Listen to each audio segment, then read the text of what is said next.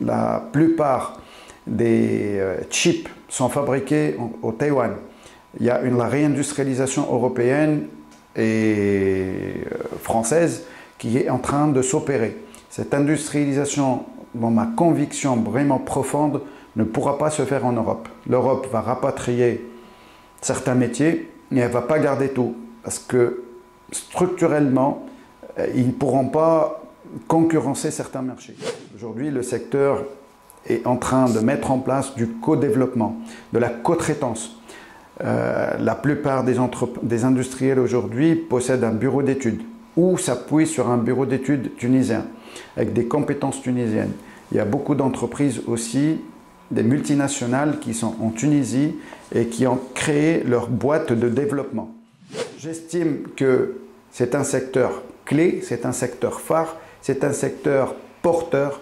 Le futur est dans l'électronique, on ne pourra pas y échapper et il faut vraiment nous inciter, il faut vraiment nous accompagner, et je parle du gouvernement, pour qu'on puisse vraiment être un levier de développement et pouvoir suivre un peu toute l'essor mondial de ce marché qui représente vraiment beaucoup de milliards d'euros ou de dollars. Il faut vraiment que la valeur productivité prenne du sens et du sens, soit enseignée, soit répétée, et que le Tunisien, quand il vient dans l'entreprise, il comprenne que l'entreprise, c'est une entité économique. Bien évidemment, il faut qu'elle soit rentable pour maintenir l'emploi, pour se développer, etc. Mais il faut que lui, il soit payé à juste titre. Mais entre les deux, il y a la productivité et la productivité.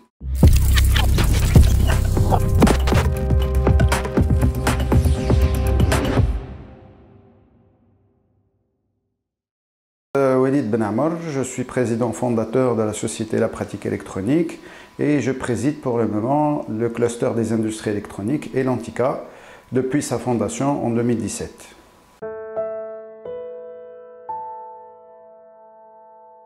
Alors, le cluster a été fondé en 2017 et il a comme mission de développer l'industrie électronique, de développer sa compétitivité et aussi de rayonner à l'international pour promouvoir le site Tunisie, les connaissances et les compétences des Tunisiens dans le secteur de l'électronique.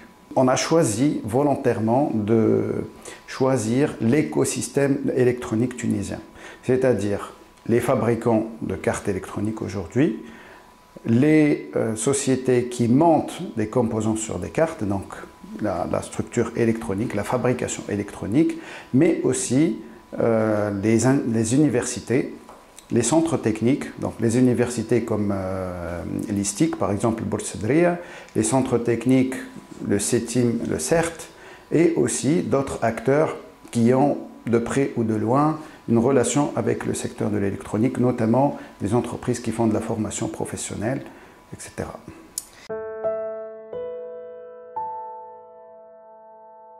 Alors, les secteurs sont diversifiés. Alors, il y a l'industrie automobile qui est un peu prépondérante, mais il y a aussi l'industriel, il y a toute la partie domotique, l'IoT, les télécoms. C'est vraiment multisectoriel. On ne peut pas aujourd'hui dire, et il n'y a pas vraiment d'études qui peut vraiment dire quel pourcentage pour quelle activité. Et d'ailleurs, c'est l'une des problématiques aujourd'hui de développement, c'est que les données, il y a beaucoup de données, mais qui ne convergent pas sur les chiffres. Et ça ne permet pas d'avoir une visibilité vraiment large sur les secteurs d'activité des industriels qui sont implantés en Tunisie. Sachant que la plupart des industriels aujourd'hui, dans le secteur de l'électronique, sont des entreprises étrangères. C'est des filiales d'entreprises soit européennes, soit américaines, soit asiatiques. Ça commence à venir. Alors, après une courte expérience dans une entreprise tunisienne, l'une des premières à s'être lancée dans l'industrie électronique, j'ai décidé de créer ma propre entreprise, La Pratique Électronique, en 2001. Je suis parti sur, on va dire, une volonté de promotion, une volonté entrepreneuriale. Et j'ai créé la société de A à Z sur le modèle aujourd'hui qui est très en vogue start-up. Donc on a commencé avec 3 opératrices plus moi-même et on a gravi un peu les échelons. On est monté, on va dire petit à petit, lentement mais sûrement. On s'est fait certifier. Après 5 années d'existence, on a eu nos premières difficultés bien évidemment pour développer le commercial. Et on va dire il y a la chance qu'il a fallu provoquer et maintenant on est 150 salariés, on est certifié ISO 9001 pour la qualité, 14001 pour l'environnement, 45001 la santé sécurité. On a été la première entreprise à être labellisée RSE, donc ISO 26000. Et on a eu quelques awards aussi, comme le prix Kaizen tunisien, prix Kaizen africain, prix de la collaboration et du meilleur partenariat décerné par la Chambre tuniso-française de commerce et d'industrie. Quand on a commencé, au départ, on faisait des cartes électroniques pour l'industriel, c'est-à-dire des cartes qui se montent dans des machines industrielles.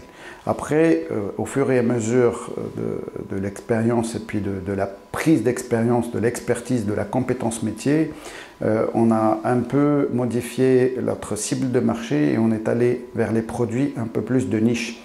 Donc on fabrique aujourd'hui des capteurs pour la sécurité périmétrique, des cartes électroniques.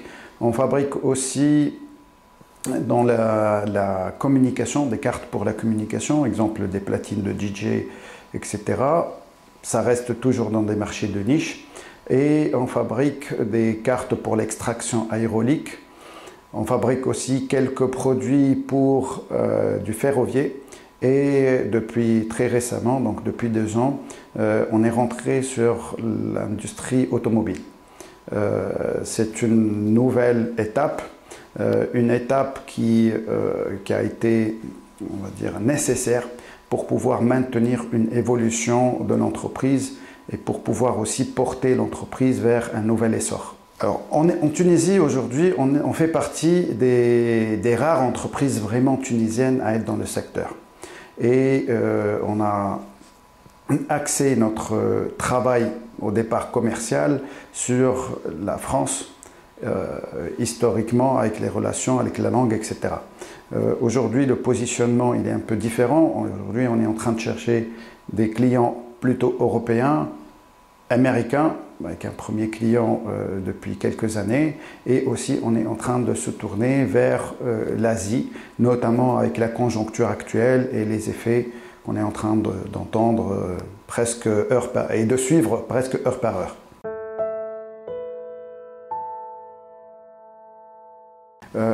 Donc aujourd'hui, les droits de douane peuvent vraiment être une opportunité. Il y a une imposition que la Tunisie, que les pays à peu près, presque dans un bon nombre de pays sont en train de subir, mais il y a aussi la contrainte géopolitique mondiale des confrontations chino-américaines. Donc nous, la Tunisie, on est à proximité de l'Europe, on peut être à cheval entre les Américains et les Chinois. Je considère que si on se positionne vraiment intelligemment, on pourrait vraiment avoir de nouvelles opportunités qui pourraient améliorer vraiment notre positionnement stratégique. La place aujourd'hui de l'électronique, c'est plus de 4200 milliards d'euros de marché. La Tunisie en représente très très peu.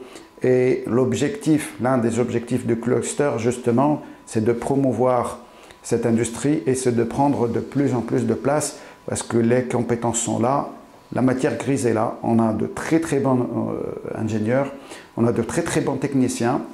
Il faut bien évidemment suivre la marche, suivre tout ce qui est en vogue aujourd'hui, l'IoT, l'IA, etc. Mais le Tunisien est très compétent, le Tunisien a la volonté d'aller, il faut juste mettre les moyens, il faut aussi créer un écosystème favorable pour que cette conjoncture, cette nouvelle imposition américaine puisse être vraiment un levier de développement pour la Tunisie. Alors, le secteur aujourd'hui, c'est l'un des secteurs qui est le plus en mouvement et en développement. Il est porté essentiellement par l'IA, par l'Internet of Things. Il y a quelque temps, on avait très peu d'équipements électroniques sur nous. Depuis il y a 20 ans, le téléphone était à la maison, il fallait aller à la maison ou aller voir le taxiphone bleu qu'on voyait un peu partout en Tunisie. Aujourd'hui, il y a un ou deux téléphones, il y a la tablette, il y a le PC, pour ceux qui ont des problèmes, le pacemaker, et pas que ça. Donc l'essor de l'industrie aujourd'hui est vraiment favorable pour la mise en place d'un écosystème tunisien pour développer l'activité électronique. Ceci dit, il y a aussi toute la partie qui est malheureusement pas très bien exploitée, c'est toute la partie cloud. Aujourd'hui, pour la mise en place du cloud, il y a besoin de centres de données, il y a besoin d'infrastructures, il y a besoin de matériel et puis aussi de centres de traitement de données. Ces centres de traitement de données peuvent être en Tunisie parce que géopolitiquement et stratégiquement, on est vraiment au centre, on est très près de l'Europe, on est à mi-chemin entre l'Asie et les États-Unis. On a la capacité de fabriquer, je parle toujours matière grise, formation, et il faut créer la structure, on va dire, adéquate. Il faut que l'administration puisse suivre les investisseurs, puisse inciter les promoteurs à investir dans un secteur porteur, un secteur qui fera le futur de la Tunisie.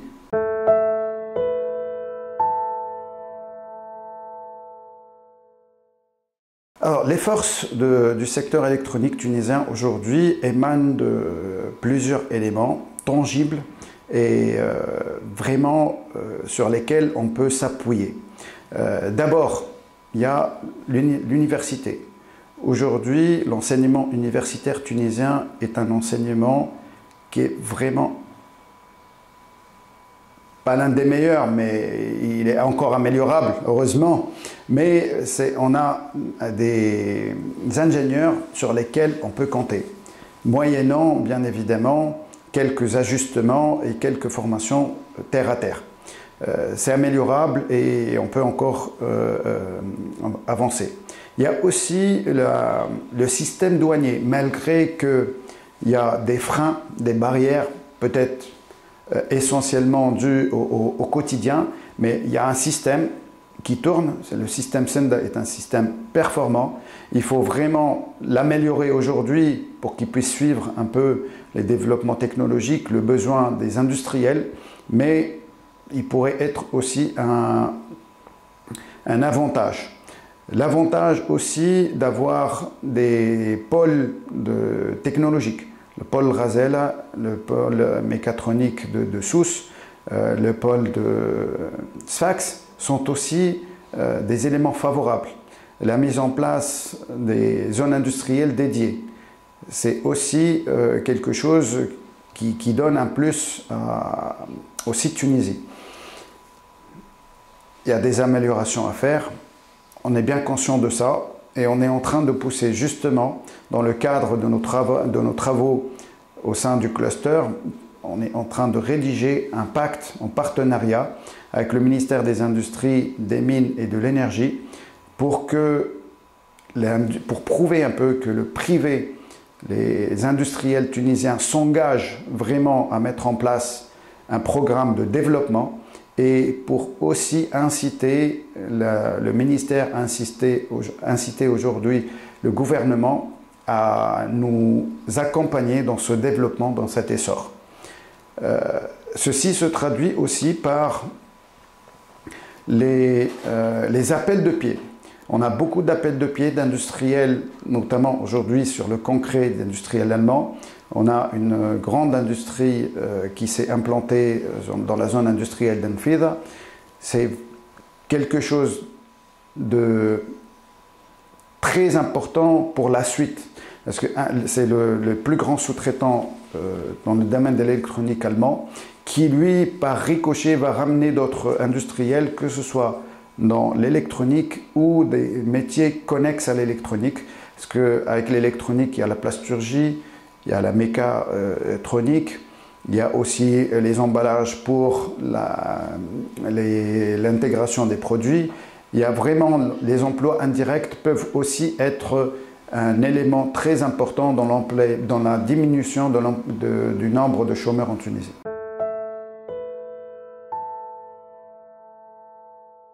Une des principales faiblesses, on parle d'un secteur technologique, on parle d'un secteur qui se développe d'un jour à un autre, on parle d'un secteur où les composants, les microprocesseurs évoluent presque journalièrement, quotidiennement, et nous, au niveau, on va dire, de notre organisation, de notre administration, il y a une certaine inertie de développement.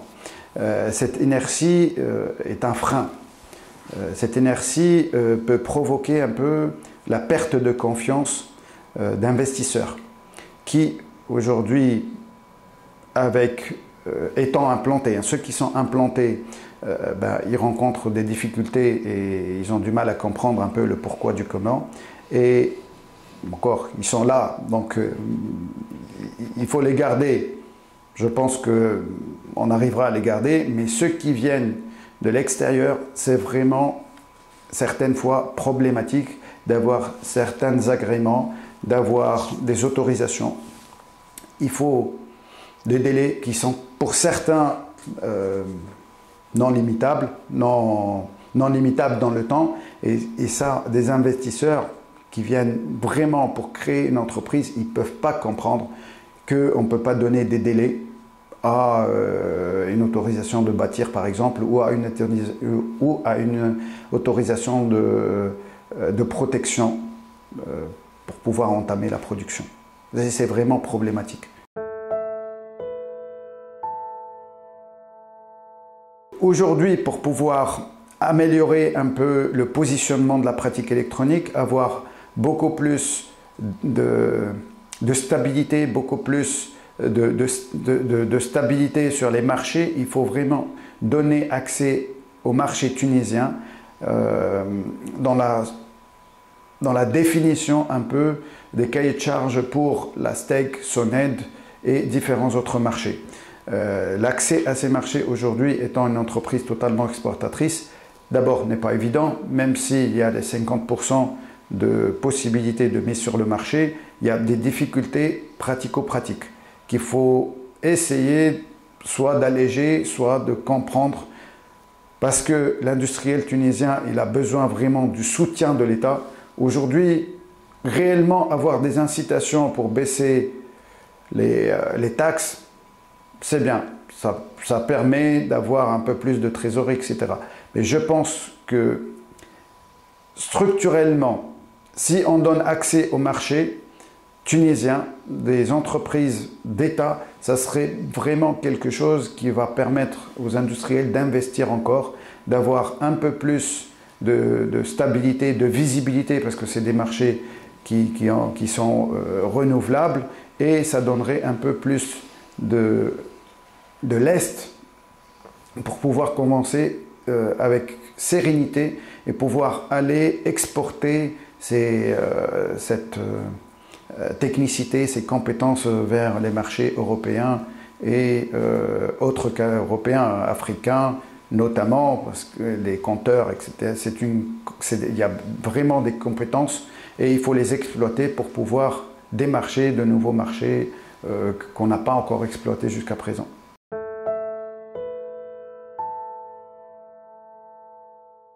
Qui n'a pas d'ambition n'avance pas. Donc aujourd'hui, l'ambition sectorielle, elle est d'avancer. Il y a des opportunités, il y a des menaces. On est vraiment dans une tourmente, dans une dynamique où tout le monde est fixé un peu sur les médias pour pouvoir suivre un peu les annonces continues et on a du mal un peu à suivre. Mais ça représente une opportunité. Ça représente une opportunité pour plusieurs raisons. D'abord, aujourd'hui, la plupart des chips sont fabriqués au Taïwan. Il y a la réindustrialisation européenne et française qui est en train de s'opérer. Cette industrialisation, dans ma conviction vraiment profonde, ne pourra pas se faire en Europe. L'Europe va rapatrier certains métiers, mais elle ne va pas garder tout. Parce que structurellement, ils ne pourront pas concurrencer certains marchés. Aujourd'hui, les coûts en Europe sont exorbitants.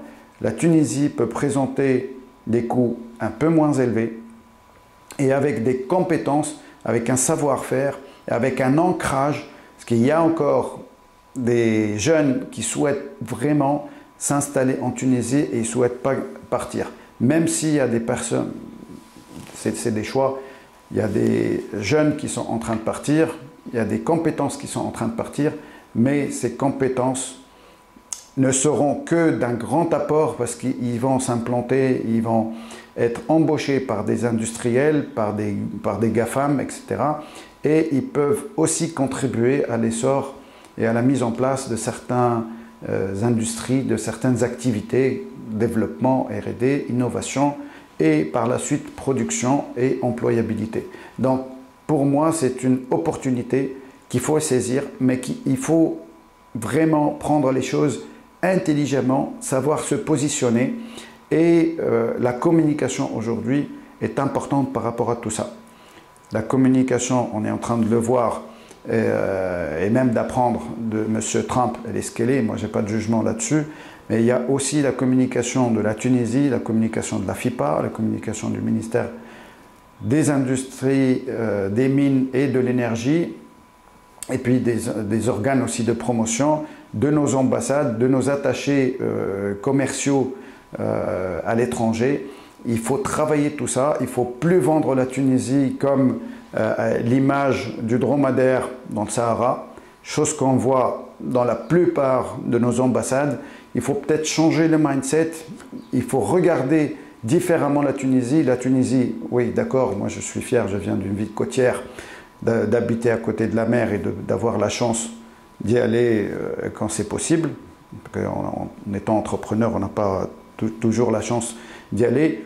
Mais il faut savoir qu'il y a des compétences, il y a des métiers aujourd'hui qu'on maîtrise et qu'il faut vraiment valoriser pour que les gens aient confiance. Il y a aussi une image de stabilité qu'il faut donner, une image de confiance, et cette image pourrait être ou pourrait contribuer à ce que ces investisseurs aient confiance en la Tunisie et viennent investir sans avoir de difficultés.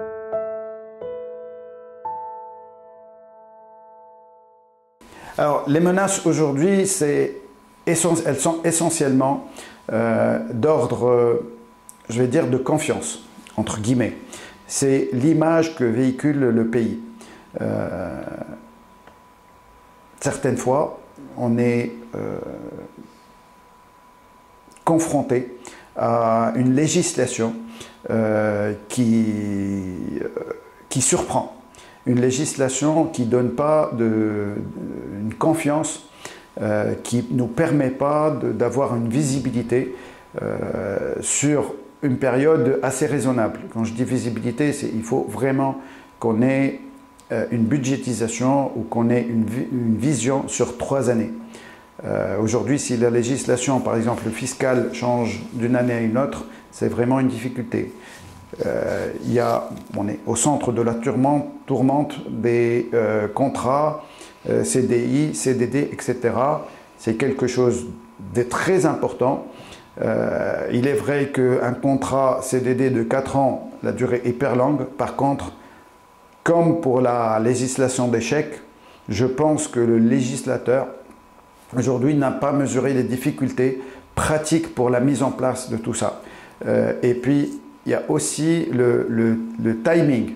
Le timing pour opérer des changements aussi importants est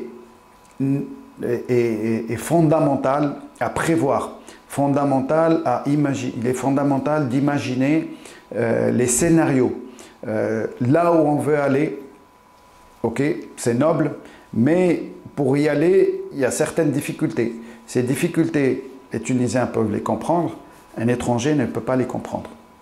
Ou aura du mal à expliquer ça, même s'il a envie de le comprendre parce que ça fait quelque temps qu'il est là, et qu'il trouve le pays dynamique, qui trouve qu'il y a du potentiel, il aura du mal à porter ça vers son headquarter ou les décideurs de la maison mère.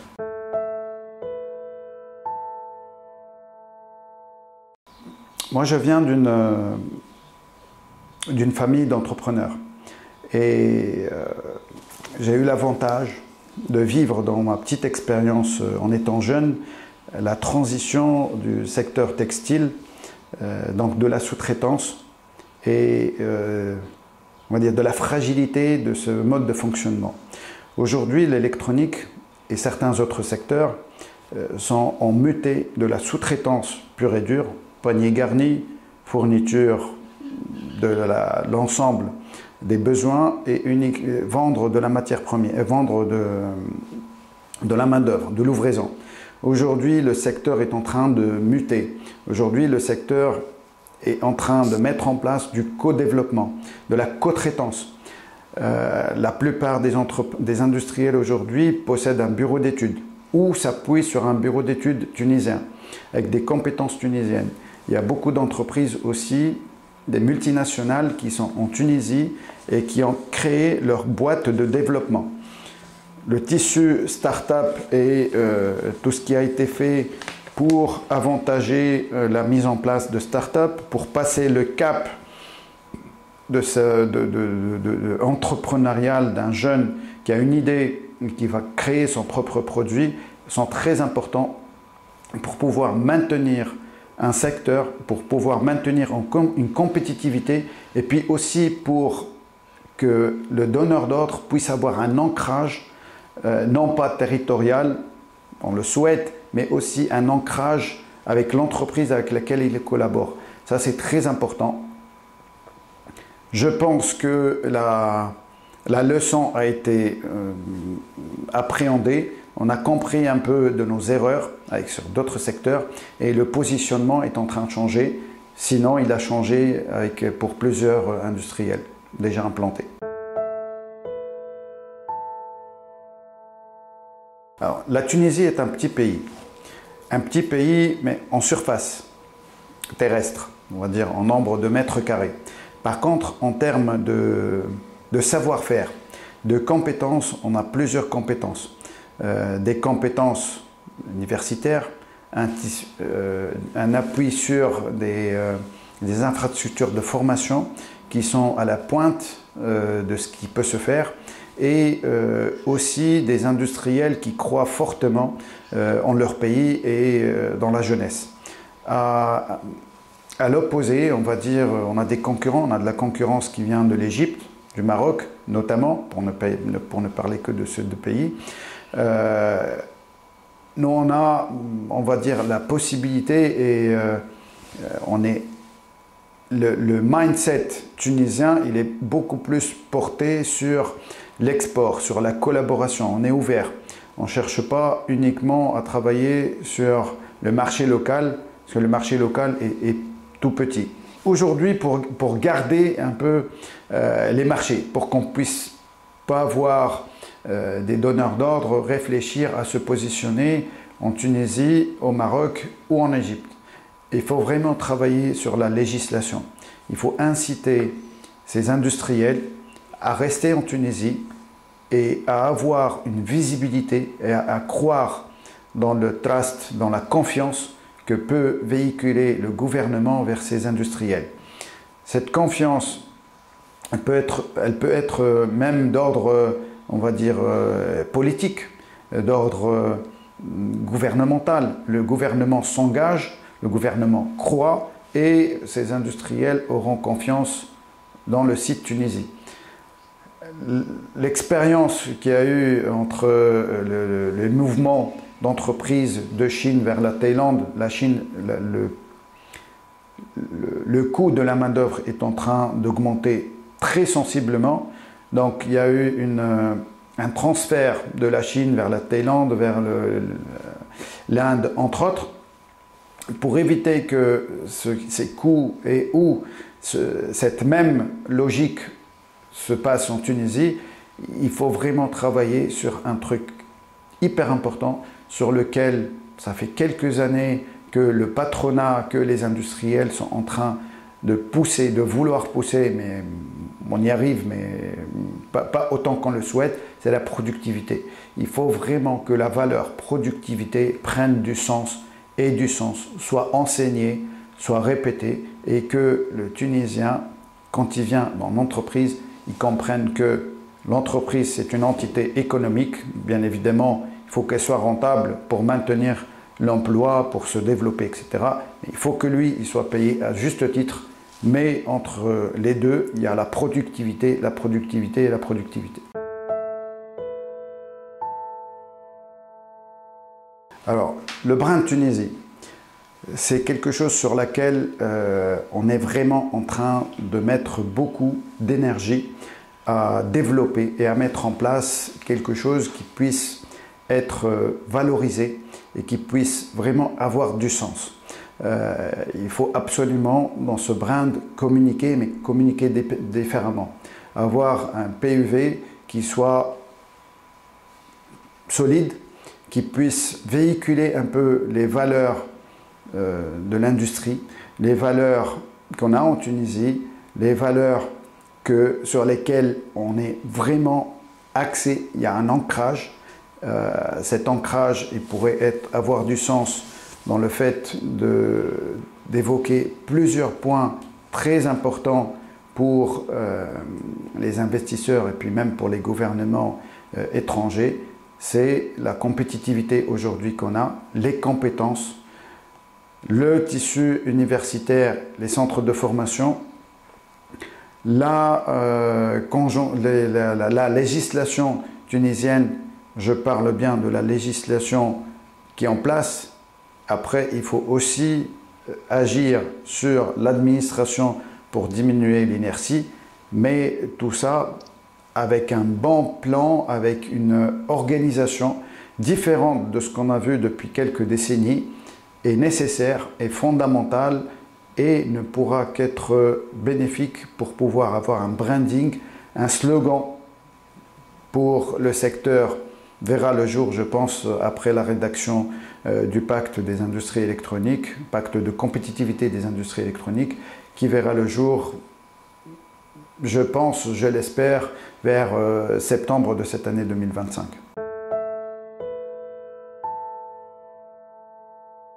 On sera un leader régional dans la région MENA et on sera aussi un pays locomotive pour l'Afrique. Aujourd'hui, on a installé l'industrie électronique depuis les années 70. Il y a certaines entreprises, filiales d'entreprises qui sont là depuis ce temps. Les industriels tunisiens, certains sont en train d'investir. Il y a de grands groupes qui se sont mis dans l'électronique. On espère aussi qu'il y en aura d'autres, avec les incitations qui vont être mises en place, avec aussi tout l'essor qu'a l'IA, l'IoT, toute la partie cloud et l'infrastructure informatique qui va nécessiter beaucoup d'investissements. Il y a la possibilité aussi de travailler pour ramener un encapsuleur, c'est-à-dire une entreprise comme ST Microelectronics par exemple, pour pouvoir vraiment fabriquer ces puces électroniques en Tunisie. Ça pourrait vraiment être quelque chose qui va porter un peu le secteur, à avoir un peu plus de place dans les IMEE.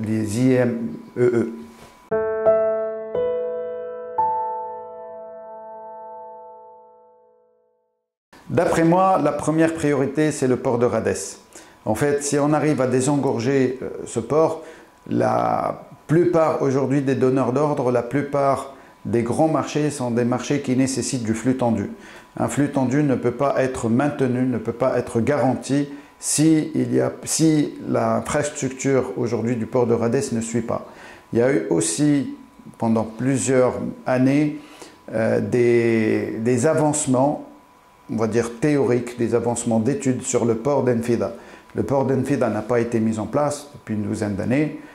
C'est vraiment quelque chose d'handicapant, surtout pour l'implantation de grandes entreprises.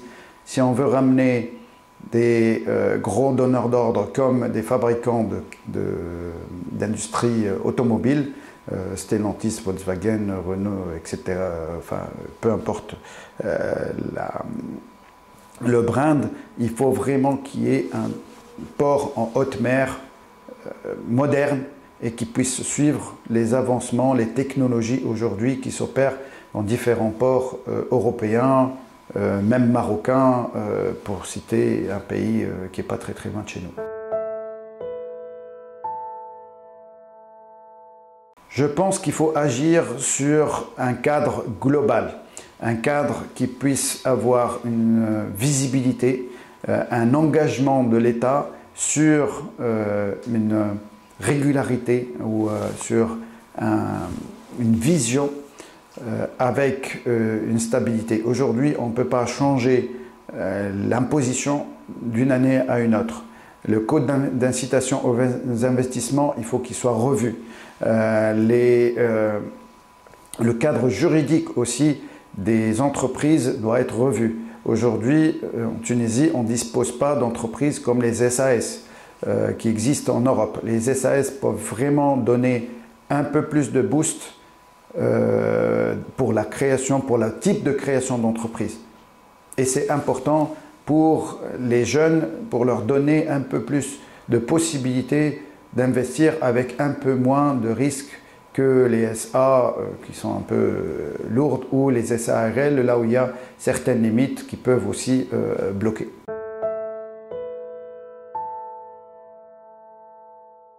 J'estime personnellement que la priorité aujourd'hui, c'est les centres de formation. Les centres de formation, on en a en Tunisie, on dispose de l'infrastructure, bâtiment. Par contre, il faut vraiment mettre l'accent sur l'équipement de ces centres. Les équipements sont en train de se développer, les équipements se modernisent, les équipements se digitalisent, les process deviennent de plus en plus robotisés. Et il faut que les centres de formation puissent suivre ce développement, puissent au moins avoir un matériel qui puisse être ou qui puisse subvenir aux besoins de l'industriel. C'est quelque chose sur lequel on est en train d'agir, on est en train de vouloir changer un peu la donne. C'est pas facile, mais il y a une écoute et qui, j'espère, pourra aboutir dans les quelques mois, voire d'ici une année.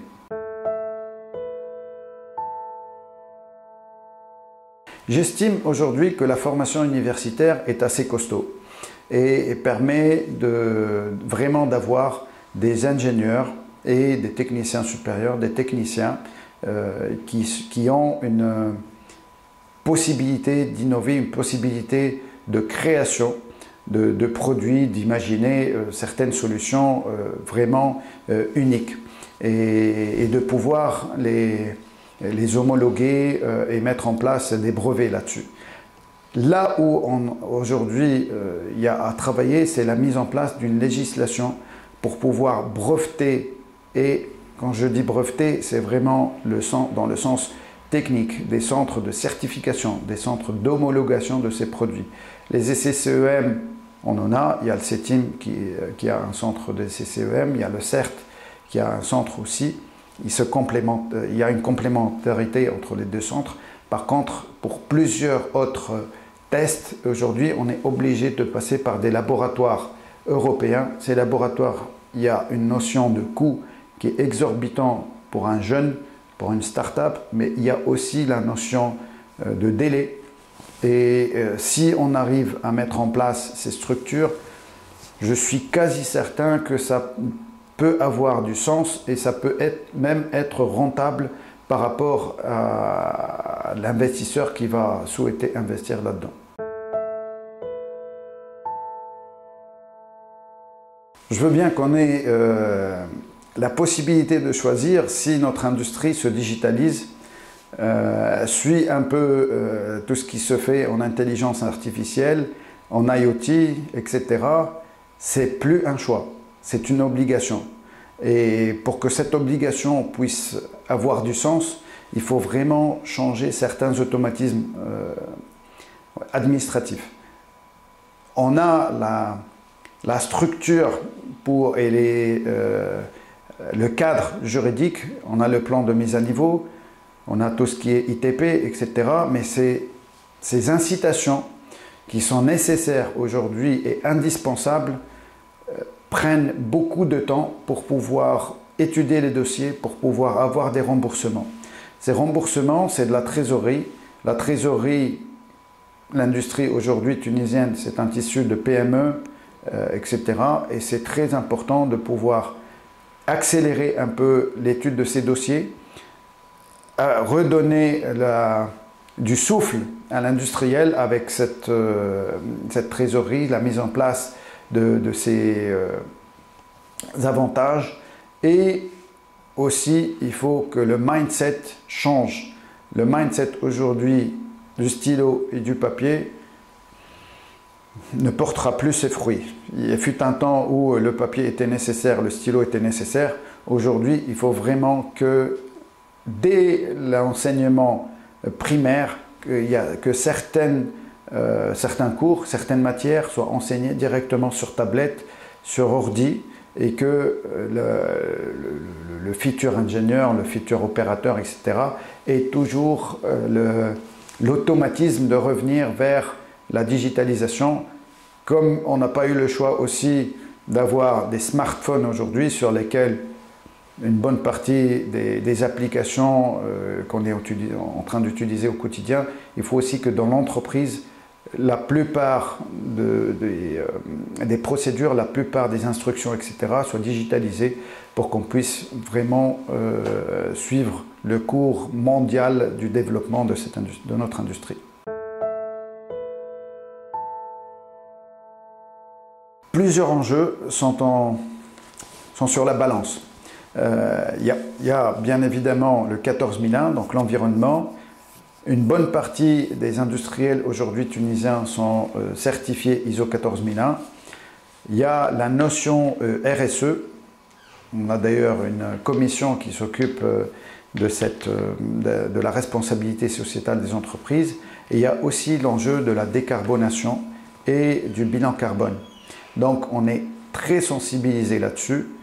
C'est aujourd'hui pas un choix, mais une bonne partie des industriels ont prouvé leur volonté d'aller dans ce sens, notamment pour l'environnement et aussi parce qu'on n'aura pas le choix. D'ici 2026, on aura des impositions, il y aura une nouvelle barrière à l'entrée en Europe qu'on subira indirectement, mais à laquelle on est en train de se préparer. Il y a le CITES qui s'est mis aussi sur ce point. Il est en train d'accompagner plusieurs entreprises dans cette transition vers la décarbonation, vers l'écologie et vers aussi la responsabilité sociétale des entreprises.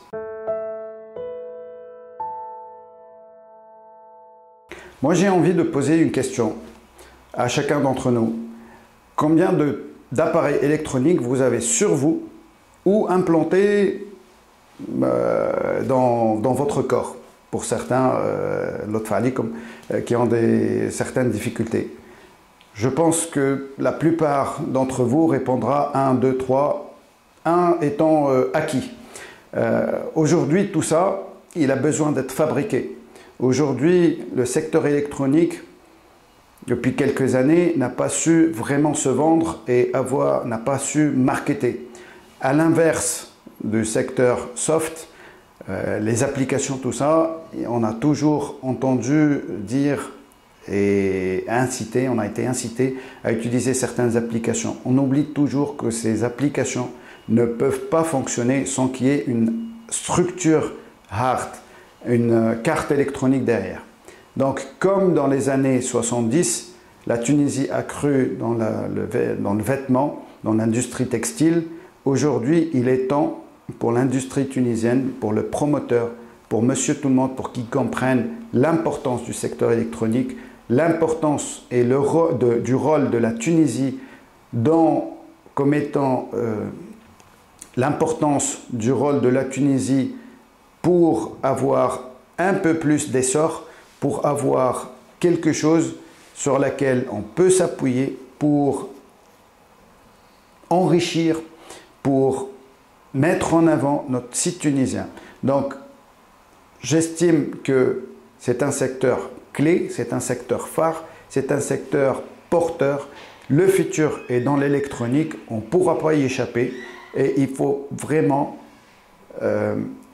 nous inciter, il faut vraiment nous accompagner, et je parle du gouvernement, pour qu'on puisse vraiment être un levier de développement et pouvoir suivre un peu toute l'essor mondial de ce marché qui représente vraiment beaucoup de milliards d'euros ou de dollars de marché. Et la Tunisie aujourd'hui a une part pas significative, mais on a la possibilité d'être un acteur reconnu, un acteur prioritaire, un acteur de proximité, un acteur de confiance dans l'industrie. Donc, croyez dans l'électronique. J'estime que ça va être le futur du monde.